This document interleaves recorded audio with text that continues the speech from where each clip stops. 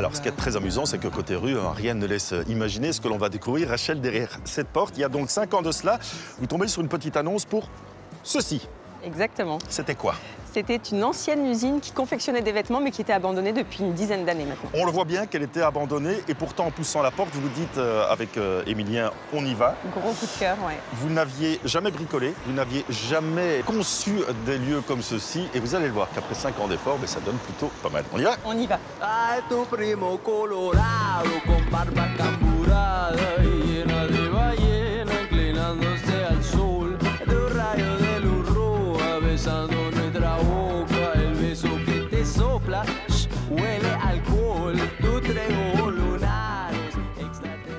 Bon, Rachel, sincèrement, c'est complètement dingue de se replonger dans l'album photo, de voir le bâtiment avant ses transformations.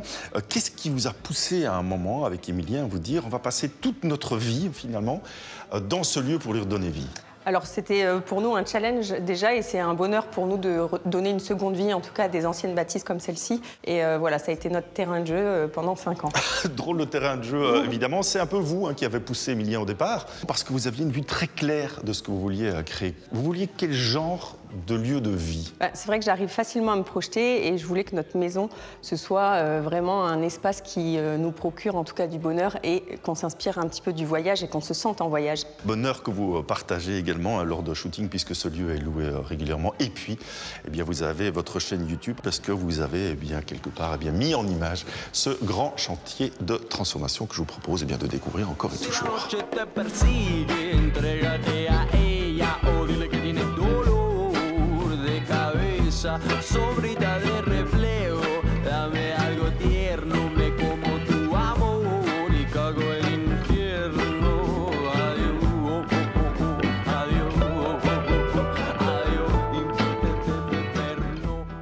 Bon, Émilien, parmi les nombreux, les très nombreux même défis de cette rénovation, il y avait la volonté de faire de ce lieu très sombre à la base un lieu aujourd'hui très lumineux. Comment on fait?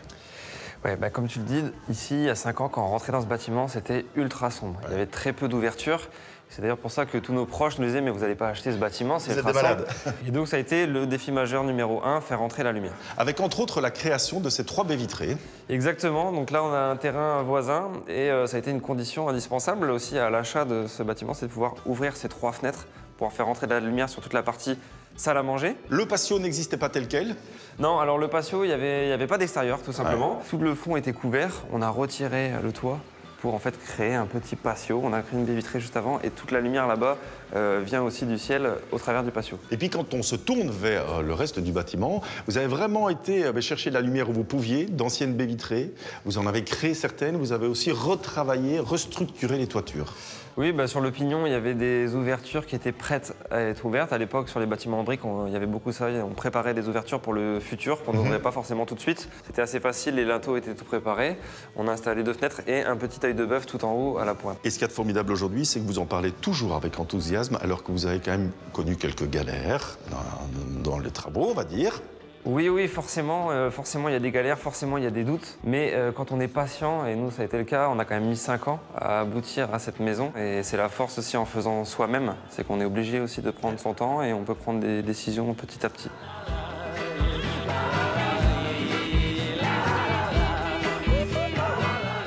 Bon, Virginie, la chambre à coucher, elle a été aménagée dans les anciens bureaux. C'est rigolo quand même de se dire qu'il y a 5-6 ans, il y avait encore ici du tissu, des machines et tous les papiers de comptabilité. Ouais.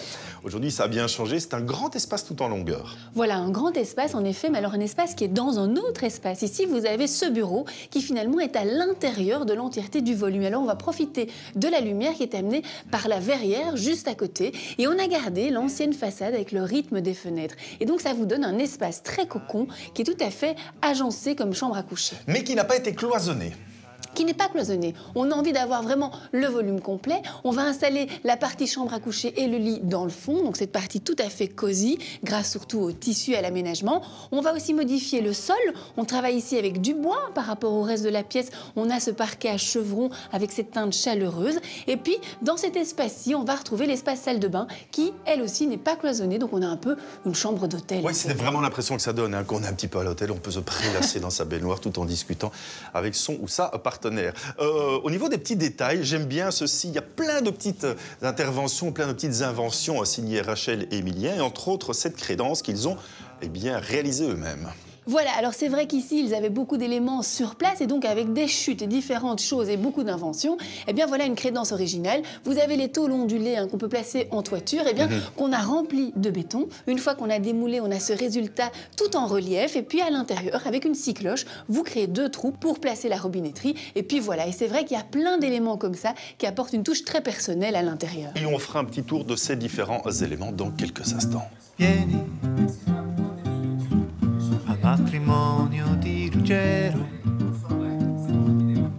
potresti farmi compagnia, sto andando lì da solo, se no. Bon Rachel, tout à l'heure, vous nous parliez de cette atmosphère de voyage. Ça se traduit comment dans votre déco ou dans les éléments de décoration? Oui, exactement. Avec Émilien, en fait, on est allé à Bali, on a eu un gros coup de cœur pour cette île. Et c'est vrai qu'on a importé pas mal d'objets et on a même fait faire en fait, cet escalier entièrement sur mesure. Qui est typique de là-bas? Oui, en fait, c'est un escalier réalisé avec du bois de suard, donc un bois exotique. Et on voulait vraiment un escalier 100% en bois. Donc souvent, on voit des escaliers avec un limon en métal. Et là, en fait, ce n'est pas le cas. Tout est en bois.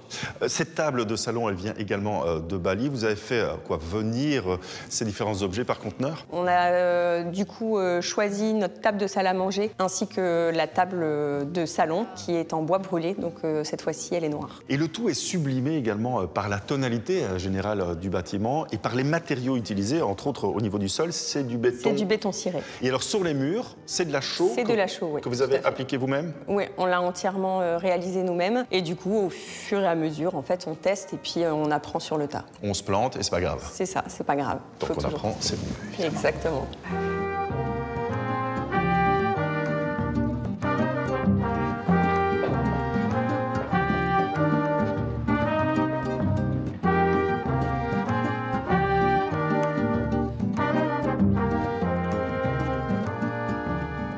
Émilien, grande question évidemment avec une telle superficie. 1, comment on chauffe et 2, comment on isole un tel bâtiment? Parce que là aussi, c'est vous qui avez tout réalisé ou presque.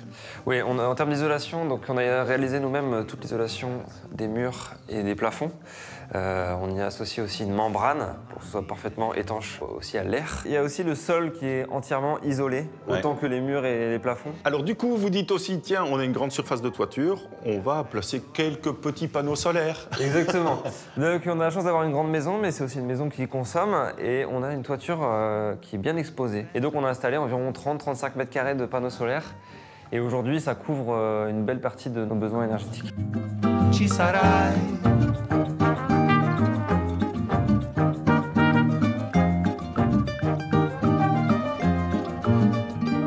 Il y a quelques instants, Virginie, on était à l'intérieur de cette chambre. Cette fois, on est à l'extérieur pour ce petit détail qui réchauffe l'atmosphère. Voilà, l'idée c'était de placer des volets. Alors évidemment, des volets qui n'étaient pas ici, ils ont été chinés eux aussi. Des volets qu'il a fallu les démonter sur une façade à Lille, mais qui s'adaptent tellement bien sur cette façade-ci. Ça donne dès qu'on entre finalement une touche de chaleur, une touche de texture. Et vous avez ces volets qui sont installés de part et d'autre. Et aussi sur cette brique qu'on a repeint à la chaux, comme le reste. Donc une teinte très clair, uniforme, qui va faire ressortir le bois. Autre détail que j'aime beaucoup, c'est l'entrée vers la cave.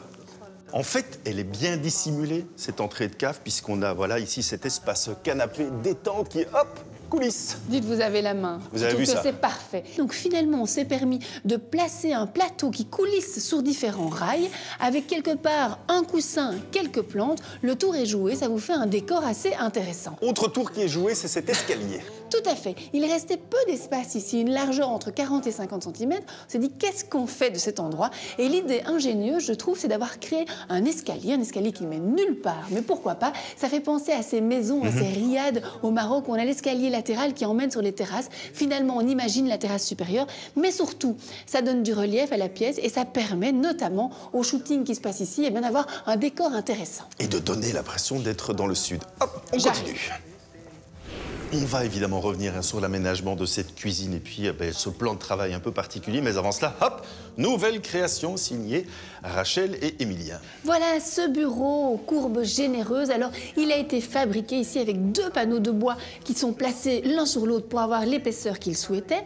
On a un béton ciré qui vient finir l'ensemble. Et surtout, ce qui est intéressant, c'est le travail du piétement. Vous avez des piétements ici en béton qui ont été réalisés de nouveau avec des tuyaux en PVC qui restaient sur place. Des tuyaux d'évacuation, voilà, c'est ça? Exactement, dans lesquels on a coulé du béton, on a mis un peu des cailloux, on n'a pas trop tassé parce qu'on voulait leur donner ce côté vraiment structuré. Et une fois qu'on a démoulé, vous avez 2 pieds qui donnent vraiment un effet travertin. Et cet effet travertin, on le retrouve également bien pour ce plan de travail. C'est quoi comme matériau? Alors c'est un matériau composite, ce n'est pas une céramique, ce n'est pas un marbre. Regardez, il y a un échantillon ici qui est placé sur la hotte. On voit très bien qu'on peut découper ce matériau, qu'il est ultra résistant. Et vous avez ici un effet travertin qui est judicieusement choisi pour se marier avec l'ensemble des teintes de la maison. Bref, le tout est très cohérent, comme on dit. Et doux, homogène.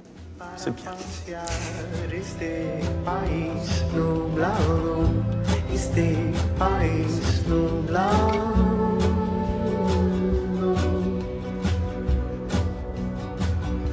Para pasear este país nublado, este país nublado.